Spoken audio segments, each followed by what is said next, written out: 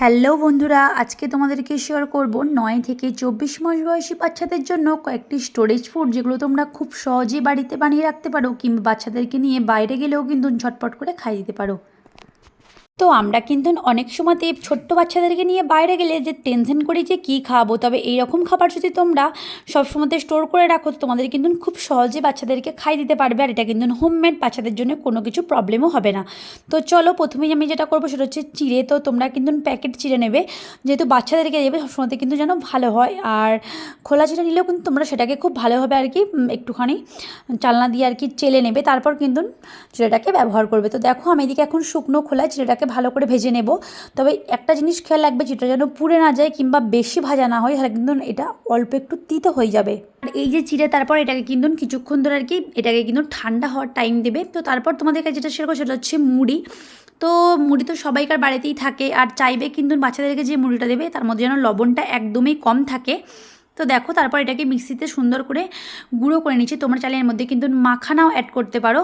তারপর কিন্তু এটাকে সুন্দর করে মিক্স করে তোমরা এয়ারটাইট কন্টেনারে রেখে দিতে পারো। আর একটা কথা তোমাদেরকে আমি যেটা বলবো সেটা হচ্ছে, মুড়িটাকে কিন্তু তোমরা খুব সহজে বাচ্চাদেরকে খাওয়াতে পারো।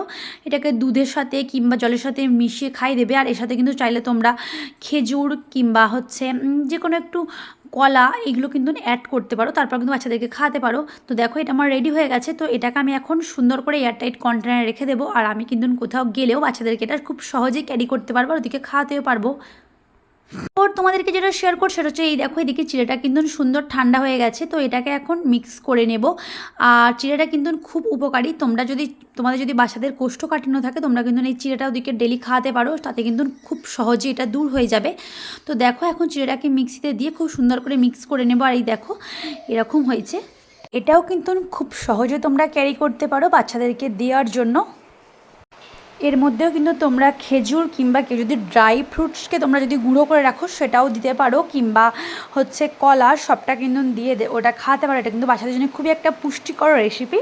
তো দেখো, আমি এটা খুব সহজে কীভাবে ঝটপট বাচ্চাকে খাইয়ে দেবো। আর তোমাদের হয়তো কাজের মধ্যে তোমরা রয়েছো, তখন কিন্তু তোমরা ঝটপট বাচ্চাদেরকে পেট ভরানোর জন্য খাবারটা দিতে পারো। এখন আমি এর মধ্যে খেজুর অ্যাড করে এটাকে দিয়ে দিচ্ছি। আর এটা কিন্তু খুবই ভালো একটা খাবার, আর তোমরা চাইলে কিন্তু এটাকে ক্যারি করতেও পারো। আর তারপর আমি তোমাদেরকে যেটা শেয়ার করবো সেটা হচ্ছে হোমমেড সেরেলেক। তো হোমমেড সেরেলেকের রেসিপি আমি তোমাদেরকে দেখাচ্ছি না।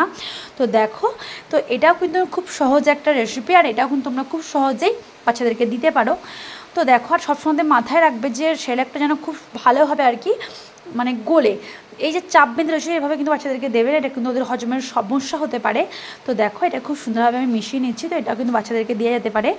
আর এগুলো কিন্তু তোমরা বাচ্চাদেরকে যে বাইরের খাবার সেটা থেকে কিন্তু এড়িয়ে গিয়ে এই খাবারটা দিতে পারো। এটা কিন্তু কোনো রকম প্রবলেম হবে না। তো ভিডিওটা ভালো অবশ্যই লাইক করো।